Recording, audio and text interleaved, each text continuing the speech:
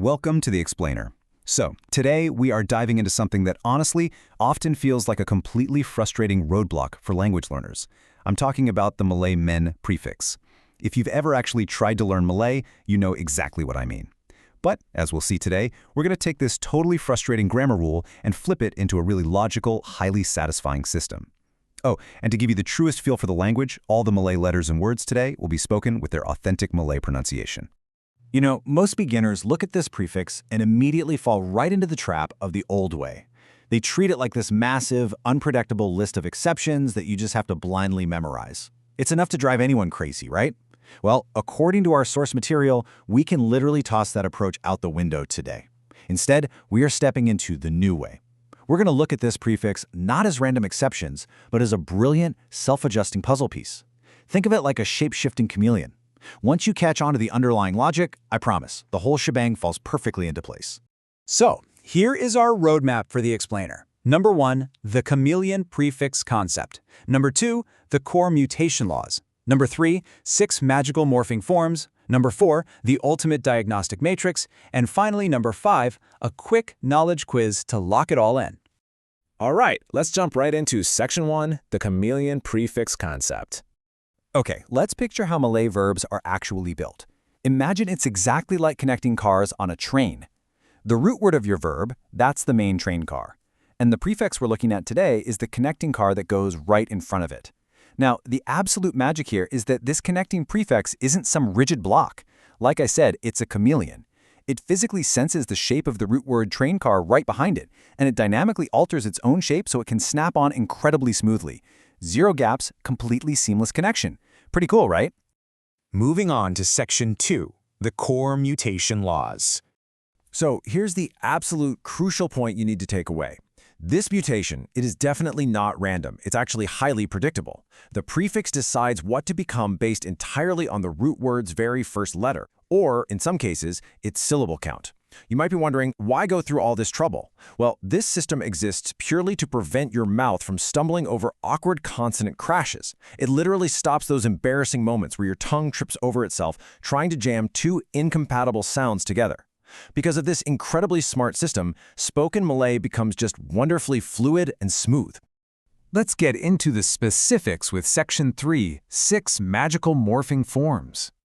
Let's kick things off with Form 1, the absolute basic state, meh. You use this form when the root word starts with smooth liquid or nasal sounds. We're talking letters like L, M, N, Ni, R, W, and Y. Because these letters already flow so beautifully off the tongue, the prefix doesn't really need to do any heavy lifting or modifying. It just glides right on. For example, take the prefix me and connect it to the root word rawat. It effortlessly becomes merawat. No friction at all, just a perfect linguistic glide. Now check out Form 2, mem. I actually want you to try something with me right now. Literally physically press your lips together and make the mem sound. Notice how your lips are completely closed? Well, that is exactly why the mem form is tailor-made for trigger letters that also require your lips to be closed, specifically B, P, and V. By transforming into mem, your mouth is perfectly pre-positioned to fire off the root word, so mem plus bacha seamlessly turns into membacha. See? Your lips are already right where they need to be. It's genius. Okay, let's look at Form 3, men. Time for another physical test. Make the N sound, n. Feel where your tongue is? It's right up there behind your upper teeth. This specific form acts as the absolute perfect bridge for trigger letters that are also articulated right behind the teeth. Letters like C, D, J, T, and Z. It gets your tongue into position, so the transition is instantaneous.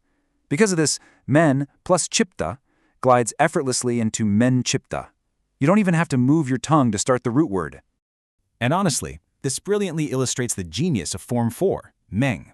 Think of this one as your universal connector for anything that happens deep down in the throat. It gets triggered by all vowels, a, e, I, o, u, and deep throat consonants like g, h, and k. That n sound acts as a soft buffer so you don't abruptly choke on a harsh vowel opening. So when you connect meng to a word like elak, it becomes a completely seamless, beautiful flow, mengalak. Now, here is where things get really wild. Form 5, m. This is where the prefix performs a literal magic trick. This form is exclusively reserved for root words that start with the letter S. But here is the absolute golden rule you gotta remember. When this prefix attaches, the starting S of the root word is completely swallowed up and replaced. It just vanishes. So, when you add the prefix to the root word sapu, that S is absorbed, completely transforming the word into menyapu. Poof, the S is just gone. And finally, we have form 6, meny. Now, this particular chameleon form completely ignores all the first letter rules we just went over. Instead, it only cares about one single thing: syllable count. If your root word is a tiny, isolated, single-syllable word, the language naturally wants to give it some extra rhythmic weight and gravity when spoken. To do this, it calls upon meny. So a really short word like Pam takes this prefix to become the much more substantial meny Pam. All right, let's tie this all together in Section 4, the ultimate diagnostic matrix. Let's see how the source material builds this into an ultimate diagnostic matrix. Seriously, consider this your master cheat sheet. It's this perfectly logical, color-coded matrix that maps every single prefix form directly to its triggering letters and syllable counts.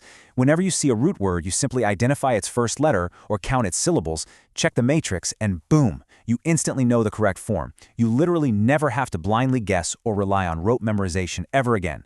It is a pure 1 + 1 = 2 system.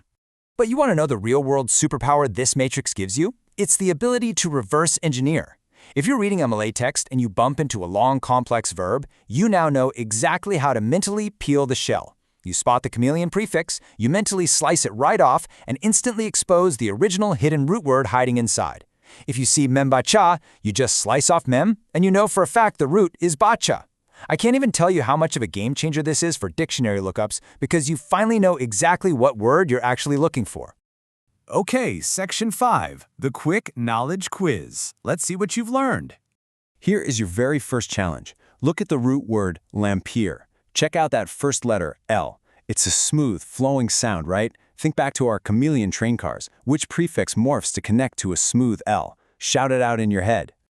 Okay, next up, the root word is baka. The first letter is B. I want you to physically test this again. Press your lips together to make that bus sound. Now, which prefix form also requires your lips to be closed to prepare for this exact sound? Lock in your answer. And for our final test, the root word is Pam. Notice anything totally different about this one? Remember to count the syllables before you try to snap a prefix on. It's short, it's isolated.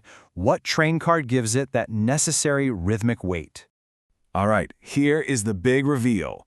Lampier takes the smooth me to become malampier.